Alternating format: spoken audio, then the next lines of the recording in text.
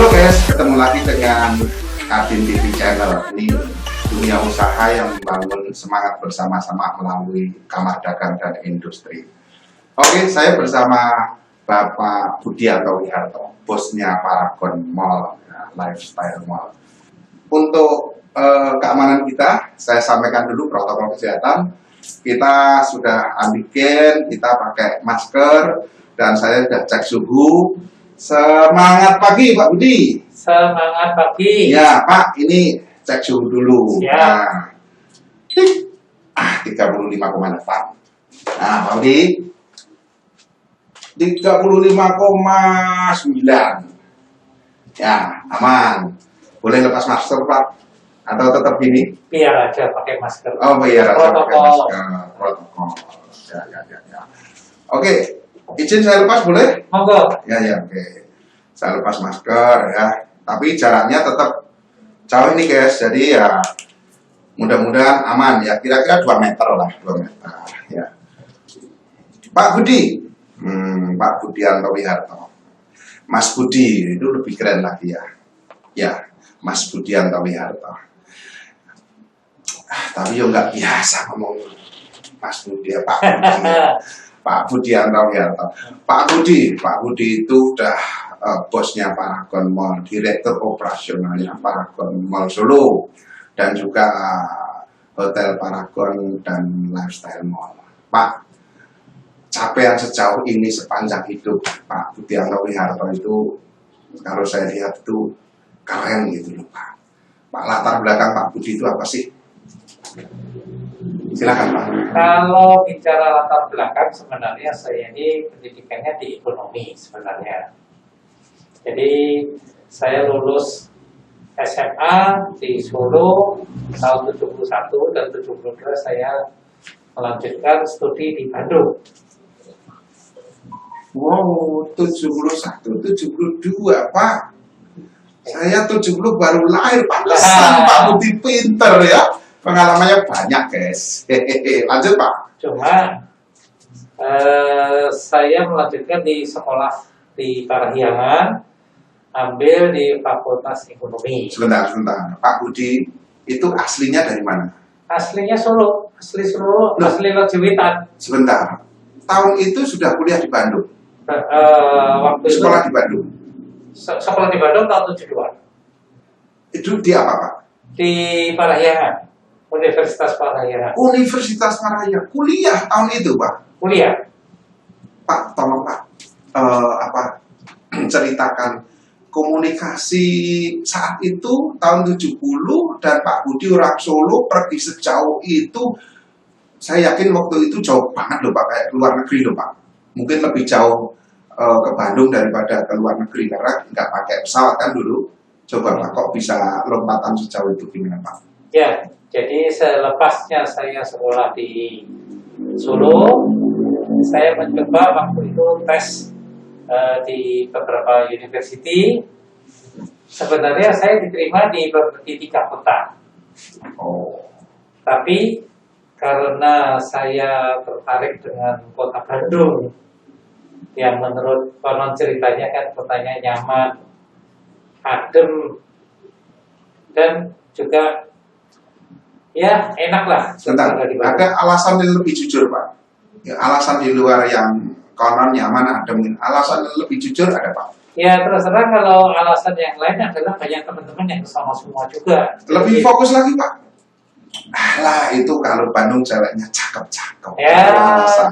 itu salah satu Ya, juga pakai daya tarik ya. iya. Mana muda di mana-mana ya begitu normal. Lanjut Pak. Ya.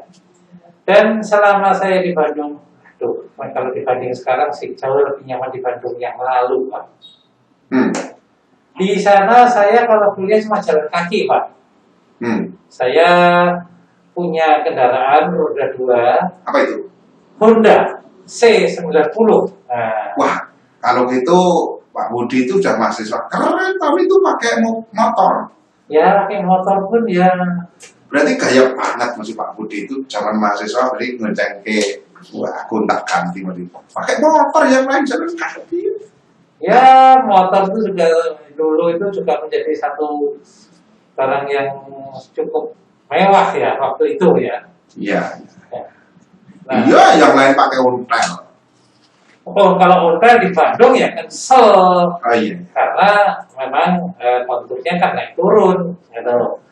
Jadi kita lebih banyak ke jalan kaki saja karena kebetulan saya selama di Bandung tuh mengontrak satu rumah di tidak jauh dari kampus. Kuliah kontrak rumah, emang sama siapa, Pak? Ada beberapa teman di Solo bersama-sama kita kontrak. Gitu.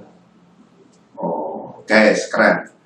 Ini zaman tahun 1970, 71, 72. Kebayang nggak itu zaman bahula seperti apa? Itu nggak ada ceritanya pesawat, mobil, jarang-jarang. Tapi Pak Budi sudah kuliah di sana. Kuliah di sana, nggak tahu nih, naik apa kalau ke sana? Bis apa kereta ini, Pak? Saya ingat pasti bahwa waktu itu saya kalau ke Bandung naiknya bus namanya Bandung Express. Oh, masih ada itu. Ya. Saya beberapa tahun yang lalu, Pak. Bandung Express. Ya. Iya. Bandung Express waktu itu kantornya masih di Kepatihan di dekat rumah makan Min 1. Kalau mungkin Mas Farid tahu rumah makan Min 1? Ceritakan, Pak, di mana itu? Karena sudah nggak ada jejaknya. Jadi kalau rumah makan Min 1 itu tepatnya lokasinya di ujung pertigaan Kepatihan yang menuju Kejaksaan. Oh, oke. Ya. Tapi sekarang udah berubah semua. Nah, dulu kantornya adalah di situ, Min 1. Ya. Dari pengalaman kuliah di Bandung tahun 1971-72 itu saya sudah membayangkannya. Memang berarti Pak Budi itu dari semasa remaja sosok pejuang. Jadi ya tidak heran kalau sekarang boleh dikatakan sebagai orang top, orang sukses gitu. Pasti kesuksesan sekarang itu tidak lepas dari keringat yang sudah dijujurkan sebelumnya. Nah, selepas kuliah Pak, gimana Pak? Ceritain Pak. Jadi selepas kuliah, saya memang tidak langsung pulang ke Solo.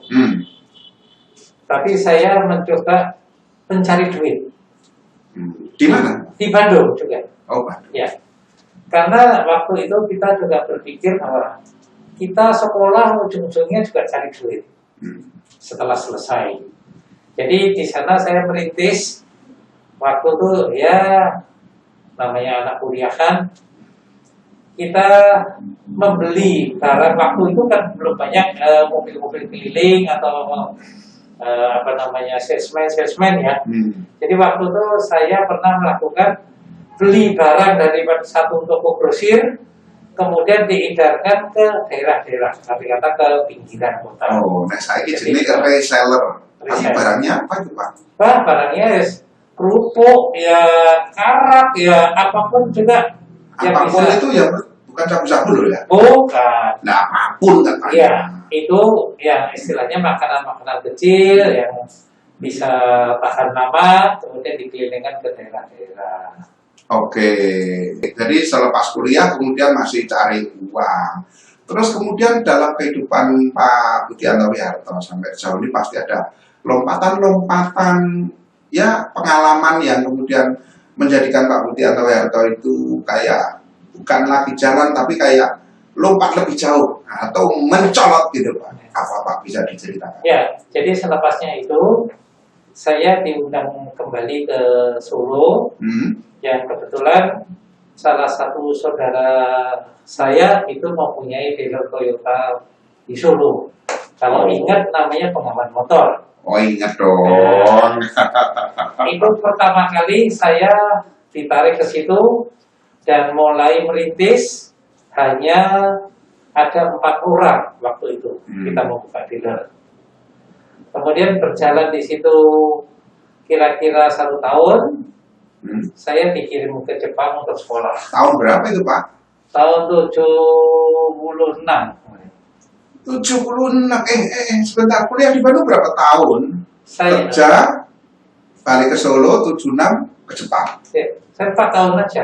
Oh 4 tahun. Ya. Oh, Maksudnya Pak Budianto termasuk mahasiswa pintar gitu ya? Ya, Cepat lulus gitu. rada-rada. Oh, Ya. gitu. Pengawan motor. Kalau Aldi ini nggak ada ceritanya, nggak ingat sama sekali. Belum intip-intip belum. Intip-intip. Ya, lanjut Pak. Ini jadi pengalaman di otomotif itu karena di Toyota tahun 76. Belajar di Jepang itu berapa lama dan belajar apa, Pak? Jadi saya belajar di Jepang selama 1 tahun. Ya. Jadi saya dimasukkan ke Toyota Motor, itu tepatnya di kota Nagoya.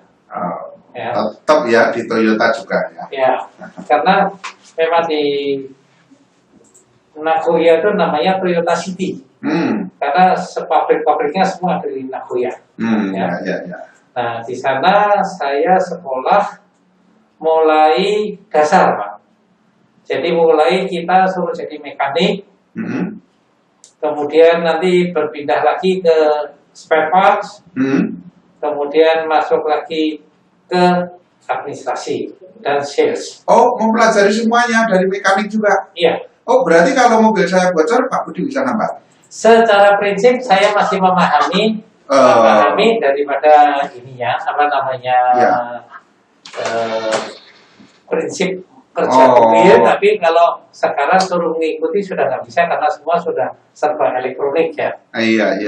Jadi pengalaman itu kemudian dibawa ke Solo lagi untuk diterapkan membangun otomotif di kota Solo gitu tuh Pak Budi? Iya. Nah, sampai tahun berapa Pak? Sampai 82. Itu belum menikah Pak? Waktu di Jepang? Belum. Loh, di Jepang apa nggak ada cakep-cakep Pak? Wah, kalau di Jepang kalau lagi sekolah begitu sangat mengharap bisa jalan-jalan Pak. Pahit. Karena kalau di Jepang itu semuanya serba efisien. Iya. Ya, Jadi, cut sebentar. Ya, cut 2 kali Aldi. Oke, mulai lagi sedikit lagi.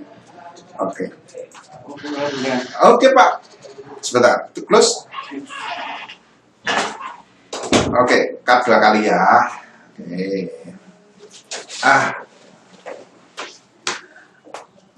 Oke Pak, pengalaman dari Jepang kemudian dibawa lagi ke Solo ya Pak ya. Berarti Pak Budi itu sudah punya pengalaman di Toyota. Dari belajar di Jepang kemudian balik lagi ke Solo cukup lama Pak. Kalau nggak salah berarti sudah mulai tahun berapa Pak? 80-an gitu. Ya, berapa ya tahunnya saya juga. Nah, itu diterapkan ilmunya itu sampai berapa lama dan capaian apa yang diperoleh Pak Budi di otomotif itu? Jadi waktu saya pulang dari Jepang itu tidak langsung ke Solo, Mas. Tapi saya ditempatkan dulu di Jakarta. Namanya waktu itu masih Toyota Astra Motor namanya. Jadi di situ diterjunkan lagi untuk kerja lapangan. Oh, memang digembleng betul ya? Iya, jadi kalau mungkin kita mau belajar cara disiplinnya orang Jepang memang luar biasa. Ya. Jadi kita sebenarnya patut untuk kita tuh belajar kedisiplinan, kejujurannya. Oke. Dan tidak kalau namanya kerja itu ya sudah, kalau belum waktunya istirahat kita nggak boleh istilahnya ngobrol atau ini sudah enggak. Memang betul-betul disiplin. Ya. Sampai pencapaian Pak Budianto Harto sejauh ini, ya beliau mengurusi bisnis yang sangat luar biasa di grupnya. Ya, kita sebut saja Hotel Paragon Lifestyle Mall dan juga Paragon Mall ya. Kita melihat sendiri sebagai salah satu mall terbesar itu. Saya melihat tangan dingin Pak Budianto Harto itu keren, bisa memanfaatkan kesempatan yang kecil menjadi celah-celah jadi uang. Pak, sedikit enak tidak enaknya memimpin perusahaan sebesar itu. Silakan diceritakan, Pak. Semua pasti ada suka dan dukanya. Ya. Dukanya dulu. Kalau dukanya itu memang memanage orang-orang di kita itu memang harus ekstra usaha. Jadi tidak bisa hanya sekali diberitahu beres. Tapi kita memberitahu dan selalu mengembalikan kontrol. Oh, maksudnya apa Pak? Dipercaya apa dablek-dablek apa? Ya, entah itu lupa, entah itu dablek, tetapi kenyataannya tidak jalan. Oh, Ya. ya. Jadi kita memang bukan sekedar meminta atau memerintah aja, tapi kita juga harus ikut memberikan contoh, Ya. juga ikut memonitor, sehingga mereka bekerja itu dengan yang benar. Tapi itu bagian dari seni kan Pak, duka itu Ya. pasti ada. Nah, duka itu bagian wis nempel kayak duit lah, suka duka gitu. Kalau pas duka kita mengeluh ya biasanya malah penyakitnya itu balik ke kita. Nah, kalau sukanya Pak, Ya sukanya kalau kita bicara di dalam mall, kita akan bergaul dengan banyak kalangan. Jadi itu menjadi satu network ya, untuk bisa kita berkenalan dengan orang banyak, dengan segala sifat maupun dengan segala bisnis mereka. Ya siapa tahu jadi punya kenalan, jadi punya bisnis baru. Ya kebayang lah guys, biasanya kita kalau misalnya mau ketemu orang kita yang datang bertamu. Kalau Pak Budianto Wiyarto itu setiap hari saya lihat kantornya di Paragon Mall. Ya orang datang ke mall nyambi ini nyambi itu, cari hiburan, makan, belanja. Sekalian ketemu Pak Budi, ya enaknya di situ katanya. Tapi kalau saya itu enaknya lihat kalau ke Paragon Mall, cewek-cewek cakep ke Paragon Mall itu mesti dandan dulu, mesti lihat yang cantik-cantik itu mesti. Tapi itu kalau saya kan imannya belum sampai ke tingkat imun. Kalau Pak Budi itu biasanya kalau lihat itu langsung menundukkan pandangan gitu, menundukkan. Tapi Karena, jangan melirik. ya karena Pak Budi pas berada di lantai 2. Oke, teman-teman, ini kita berbagi pengalaman sharing, mudah-mudahan memperoleh semangat dari Pak Budianto Wiyarto.